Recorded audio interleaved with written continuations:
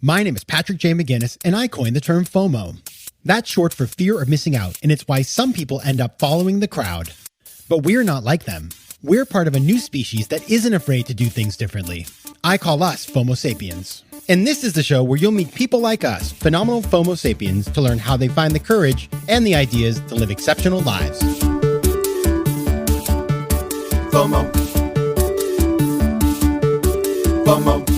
Welcome back to FOMO Sapiens, the show for people who don't just follow the crowd, but instead take their own path to success in business and in life. I'm your host, Patrick J. McGinnis, venture capitalist by day, author and podcaster by night, and of course, as you know, FOMO Sapiens, 24/7, 365. And today we're going to be talking about unexpected entrepreneurship. And my guest is Anthony Katz, who is the founder of recovery technology company Hyperice. Now, if you haven't heard of recovery technology, basically Anthony, who was a teacher and a basketball coach, turned his own aches and pains into a recovery tool that is now used by some of the biggest athletes in the world. He makes products like Hyperice and Hypervolt massagers, which sit under the seats now of every NBA player during games. So if you're watching the NBA, you will see them massaging themselves with their Hypervolt. And I actually have one of these things, and that's why I wanted him to come on the show, because I started using this product, this Hypervolt, and it's like a percussive massager kind of thing. And I got to tell you, I was like, wow, where have you been all my life? And so I just love the product, and great products usually mean great entrepreneurs. And so I started doing a little research about Anthony, found out his story. And then I found out that in 2020, the company completed a Series A funding for about $50 million that valued the company at around $700 million with investors like athletes including Anthony Davis, Chris Paul, Russell Westbrook, and Naomi Osaka. Now, here's what you're going to learn and hear about on this episode. So first of all, the origin story of this company is incredible. Basically, Anthony made a prototype for this product that he just kind of dreamed up, and then he got Kobe Bryant to test it and become his first customer. So you're going to hear that story. You're going to hear all about that transition from school teacher and coach to full-time entrepreneur.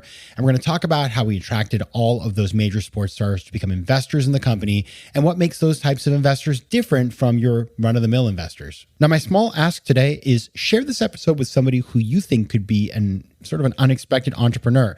As anybody who listens to this show knows, I'm a big believer in starting things part-time, 10% entrepreneurship, which is exactly what Anthony did. And I think it's a great way for people to try out entrepreneurship and maybe go full-time. So if you know somebody who might want to do that or you think is capable of doing that, share this episode with them. All right. And now on to the interview. So as you know, I like to start with a good question to get deep early on. And so I asked Anthony my favorite question. What's the most important decision that you've had to make to get to where you are today? Well, I guess it would go back to, starting the company. I never really had aspirations of being an entrepreneur. I was a high school teacher.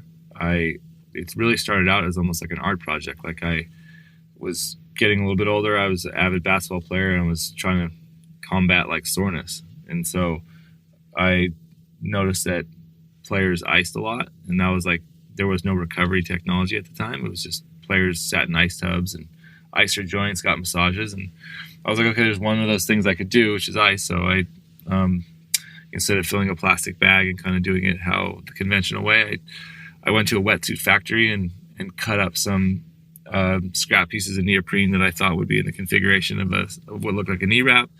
Got a medical ice bag that I used to see when I lived in Australia. The rugby players would all ice with these like old school medical ice bags, and kind of came up with this sort of, combination of those two things and started icing. And, I was playing basketball at UC Irvine. That's where Kobe Bryant used to work out in the off season. My friend was training him and said, hey, you should show this to, he's like, I want to show Kobe this. Can you? And so I made two of them and kind of made them for him. And he agreed to meet me and started just kind of like wearing it because he was just curious. He's a very curious person. And, I was just like, grew up a Laker fan and huge basketball fan. So, I didn't have a business yet. No, not even close to a business. And this is just something that I was doing. So I ended up making him a pair, and he's like, all right, I'll give you some feedback. So give me a couple of weeks. And so he was really thoughtful, and came back to me 2 weeks later and agreed to meet me again, and then said, all right, here's all the things, and kind of like broke down like what he liked and what he didn't like, and kind of gave some really thoughtful feedback. And then he kind of basically threw out this challenge. He goes, look, he's like, I like the idea of having something I could ice with every day instead of filling a plastic bag. He's like, if you can make it look cool and if it works better, he's like, I'm all about what works. If it works better than what I do now, he's like, I'll wear that on the bench when we're blowing teams out. Because that's kind of a thing in basketball. Like if you're fourth quarter of a blowout and you kind of start preparing for the next game. And so at that point, I was like, oh, well, this, the best player in the world just said he would wear something if I made it. So it was kind of threw down the challenge of, all right, could I develop this thing? And I had no product development experience, no business experience, but the decision right there was like, I actually have to like start a business, because I have to bring in other people and expertise to help me like develop this product. Cause he gave me some very clear direction. And then I had some ideas of my own on how I could make it better. I had one big one that turned out to be like the core of the product. And then, so really just like deciding to just do it, I mean, I would say like along the way you make, there's this, when I was coaching basketball, I read this book by Phil Jackson called Sacred Hoops. And he talks about how in a game you make 100 decisions and you make them really fast, and they're small. And then the collection of those decisions is like how you kind of coach the game. And I'd say like in business, it's the same thing. You're making like, dozens of decisions a day. Sometimes they have more weight than others, but if you say like, well, what's the biggest one? Well, I mean, I guess it would have to be the fact that even to jump in the water in the first place, right? If you would have just said, hey, thanks, it's cool, I use it, and that's it, then I don't know. I mean, maybe I don't know if I would have like quit my job and started a business.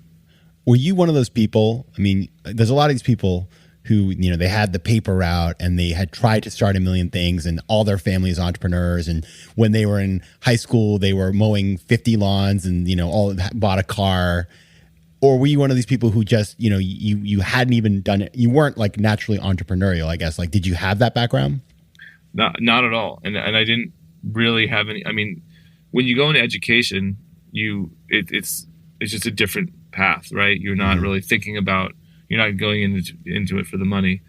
I was going in for it. I went into it because I liked understanding the world, and so I majored in history and political science.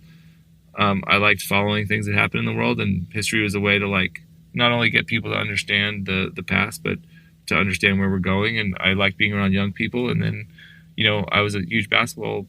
I still played and loved the game, so it kept me in touch with the game. And I don't know, it was sort of just I never really thought about it in terms of I wasn't entrepreneurial. I wasn't someone who was always like dreamt of having a business. I come from I'm 44, so I come from a different time where an entrepreneur is someone who owned a business.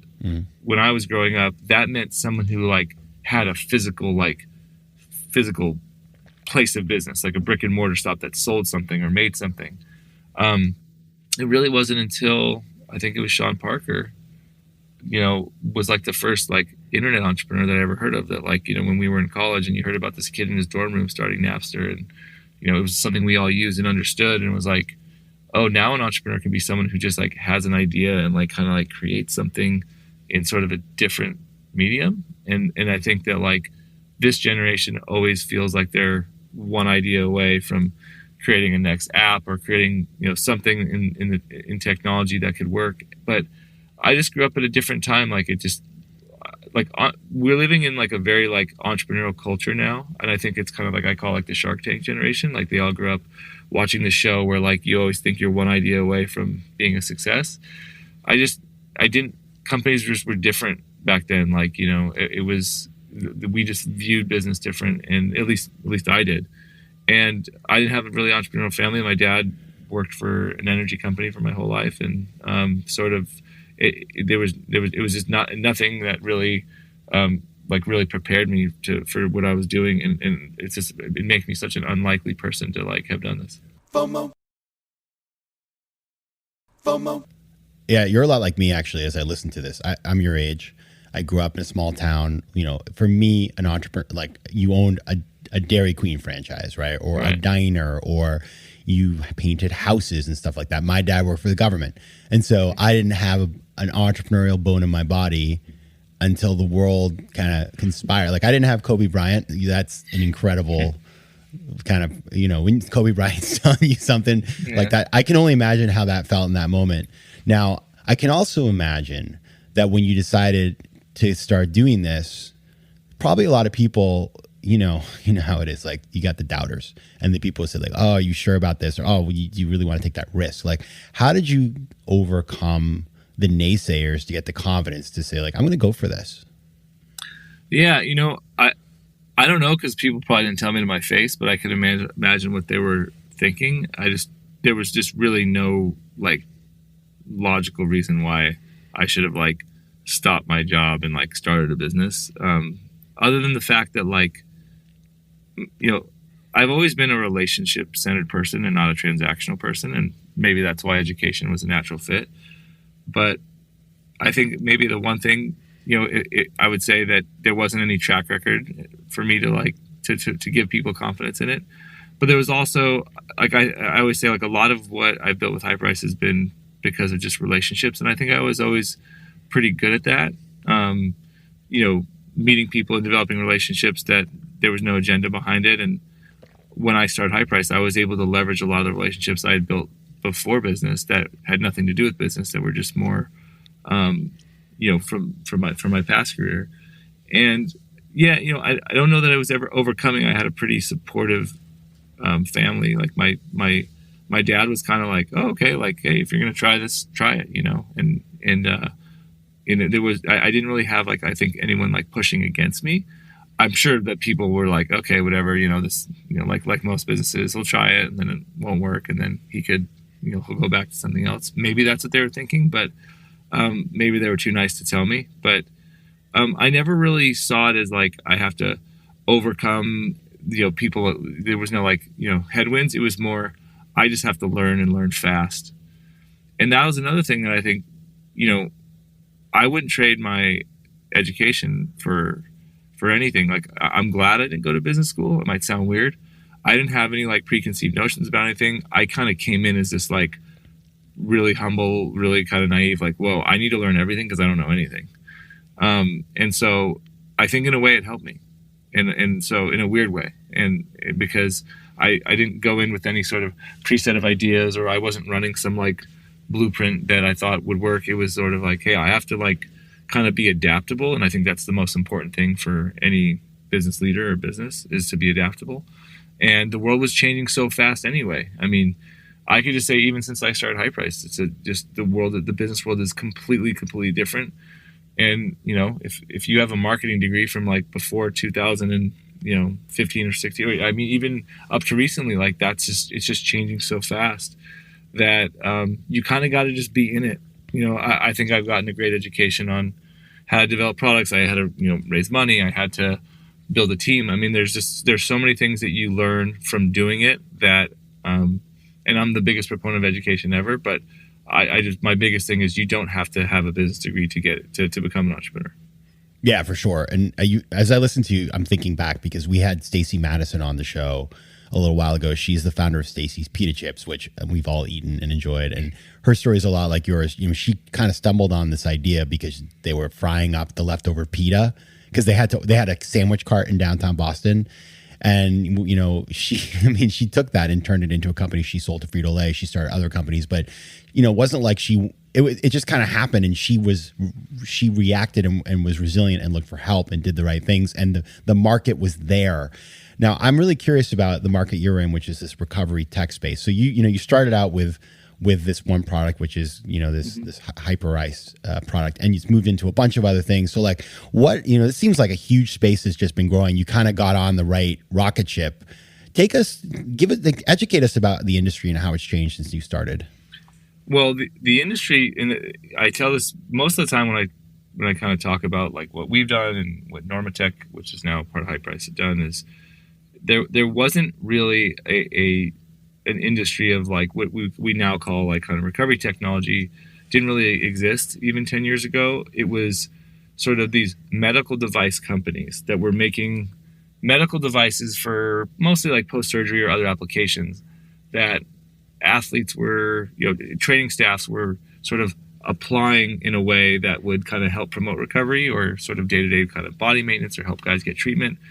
But there was really no connection between the brands and the athletes. There was no one who was like listening to the voice of the athlete.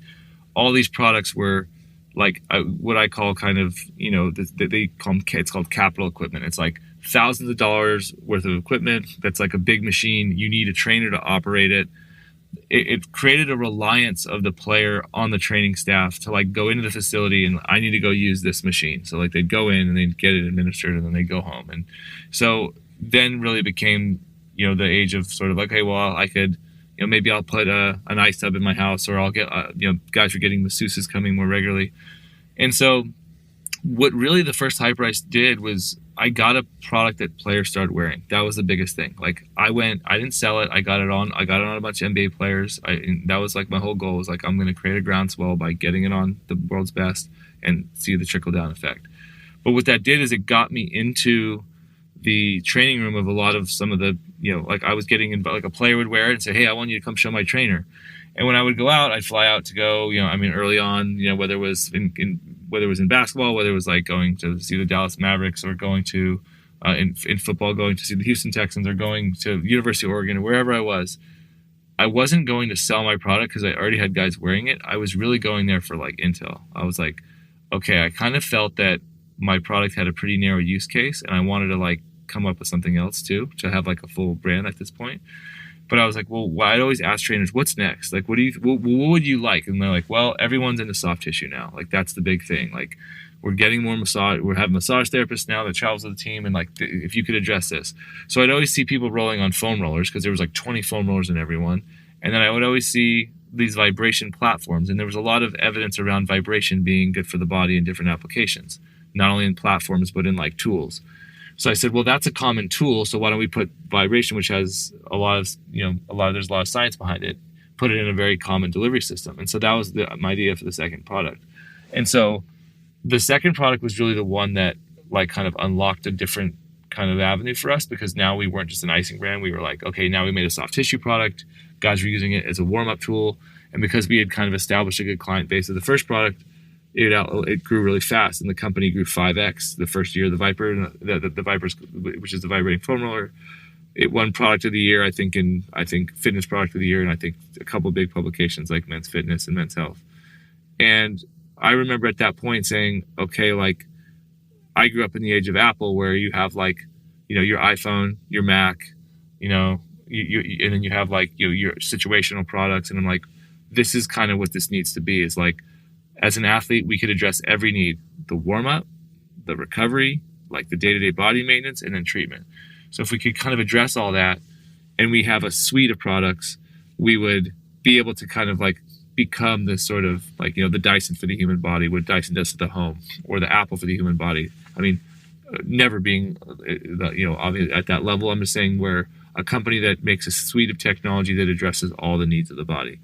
And so what I really wanted to do is, I use the term as like, I wanted to Appleize it. It was like, the industry was IBM, where it was like, in the 80s, you had like, in the early 80s, like mainframe computers. They weren't very human friendly. Like, the IT person had to teach you how to use it. You didn't really put it in your home. And then, Steve Jobs came along and said, no, we're going to make computers interact with the human in a friendly way, and put them on people's desks and put them in schools, and then eventually in your home, and then eventually in your hand. And so that's kind of what I wanted to do was, they use the word democratize, and okay, fine, I use Appleize, whatever it is. It's just make technology, turn these products into Apple products. They're portable. You could take them anywhere. They're intuitive, and they serve the human. So that's like a snapshot of, I would say, like where the industry was. Super outdated. No brands really communicating directly with the athlete or listening to them. And I just listened. I just went in and I just pulled a bunch of intel from athletes and trainers, and every product we have is either was a cue taken from them on, the Venom is like, players are like, hey, we use heat on the sidelines. The hydrocollator pads suck. They're gross. Can you make something better? Okay, we developed the Venom. When I made the vibrating foam roller, people were saying, hey, we use a vibrating hammer. It was this like really crude early, precursor to a percussion device. That sounds scary, by the way. Well, yeah, and then now massage guns are like pretty ubiquitous, but back then there was this one company that did it. It was 9 pounds. It plugged in. You could only use it for a half hour at a time, and so I was getting all the ideas because I was on the inside, and so that's why people ask, "Oh, are you going to change the name from Hyperice? Because like now you do all this other stuff." I'm like, no, there's such a story behind it, and like that's the product that got me into the world where I saw the needs for all this, and then I said, okay, well now I know what the needs are, so now we just got to make the product. Yeah, I can see these like marketing people that come to you and they're probably like, well, you should rename the company Nuvera or something. You know what I mean? You know how they always do that. I like, okay, so just what you just said is really interesting because you talk about the Appleizing and the idea, and we all, it's, if you go back to the original Apple kind of suite of services, somebody told me this, or I read it somewhere, that you could fit the entire Apple universe on like one table. On a conference table. That was Jobs said all our products should fit on a conference table. Exactly. Now you've got like, I mean, there are more products. It's a much bigger set of things. And they've been pretty successful, actually. I have to say, like, they haven't had many duds in their suite. But there's always a risk when you start expanding that you go too far afield, or you don't do it well, or you just kind of like you're spread too thin and you have a little bit of a FOMO strategy. And I imagine you get ideas all the time, or people come to you and say, do this, do that. How do you choose between the ones you want to do and the ones you just want to say, it's not for us? Yeah, that's a really good question. I mean, I definitely, because the other thing I say is that if our products are so good, they should make your life more simple. You shouldn't need 20 of them. It's not like, okay, I got to do this now, and then I got to do this, and if we can have, I say we have like, the core products that we have, right, that are like, that every human could benefit from. And then you have your more situational or ancillary products that like, hey, if I'm not a performance athlete and I'm just kind of, older and I'm just trying to keep my body healthy, like a Hypervolt and a Normatec would do someone just fine. But like, for someone like me, like I play basketball 2 days a week, like I love having my Viper because that's a great warm-up product. If I'm a performance athlete, I still think that's the best way to warm up. But that's situational. So it's not as broad as maybe some of our other products. I would say that you kind of have to discriminate when it comes to like ideas that come to you as far as, hey, I really think that's going to work, or I don't, because there's kind of two decisions that have to be made now. Is like, is there a business case for it, and does this add like value to people? Like, does this product serve a big enough purpose where it's like, hey, people would really want that? That's question one, and then does it have? Can you build a business case around it? Because you could say like, hey, we're gonna make this product, and you need like the blood of a bald eagle to run it. It's like not very, you can't really build a business case around that, right? But if it's something where where I can clearly see like, hey, people would benefit from this, even whether it's an athlete or it's a regular person, it would contribute to someone's health or well-being, and there's a business case around it. That's sort of the criteria. But I mean, I do think there's a danger in becoming and having just more and more stuff, because then you start to ask the question, well, if you're trying to simplify my life and your products are so good, they should sort of like kind of like take out a bigger need section of my life. And so I feel like there's definitely a balance between, we just launched the Hyperice X, which is, I think, maybe our most innovative product. And that will kind of replace some of our older products. And so there's not just what products are you adding, but what products kind of become more obsolete. Because I kind of, philosophy of Apple too is like it should all fit on a conference table. FOMO. Yeah, it's interesting when a company that gets into that territory and it's like they get really thirsty, and you're sort of like customers know it's not authentic. They're like, this person's just trying to squeeze more out of me. And then also you start to not be able to distinguish between the products. And so you go on their website and you're like, I don't even know at this point, and it's hard to decide. So it's a tricky place to be in. Now one of the things that I think is kind of fascinating about what you've been able to build is that you have got a roster of really, well-respected athletes that are not just, the faces of the company. Like I just saw on your website, you have Robin Arson of Peloton, who is, she's like amazing, right? And people love her and they feel passionate about her. And you see her as the face of some of your products. But then you also have a stable of investors who are also athletes. So a lot of people see that and they wonder how you pull that off. Like, what has been your strategy to get those types of people to either represent your company or to represent you, to join you as investors? Yeah, I certainly wasn't first, but I think definitely early on, I think the first money we raised from athletes was all the way back in 2010, like when I very first started the company. That's before every athlete thought they was a venture capitalist. Now they all, everybody, every athlete's a VC at this point. Yeah, it was definitely newer at that time. You had heard some stories of athletes investing in some brands that hit it big, but there was also, people go to athletes for investment because they're pretty liquid. And, a lot of people that are, making, 8 figures are usually, comped in other ways and, not just making that much income. So I think they also are in culture and they get to see things early. And so I feel like athletes have really realized how powerful they are as investors because they get early looks at stuff. People want them invested in their brands. They play they have a high profile role in our culture. I think for me, what it really was about though, was that the athletes, I go back to the Warren Buffett, you invest in things you understand, and they just understood it. Like most of the athletes that I never really pitched anyone, like a lot, I go back to the early investors and they were like using the product, liking the product, and saw that like this had other applications outside of sport. It's just crazy that a lot of them invested just in the Hyperice and had no, idea what was going to come after that. And so some people say, oh, you invest in the person and the founder, and like, okay, yeah. But I humbly speaking, I don't really think that was it. I think it was a time where athletes were becoming more entrepreneurial. It was just sort of like, it was just where they started to think more entrepreneurially. And I had something that, I had a couple athletes invest early that were pretty high profile that people said, oh, okay, if he's in, I'm in, or if she's in, I'm in.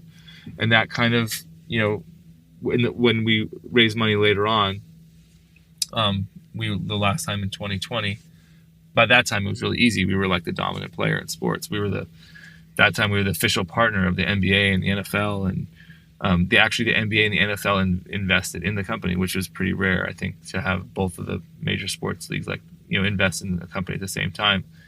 And so it just became like, again, going back to like, hey, I know this, I understand it, I like the products, I use the products, and we made it easy.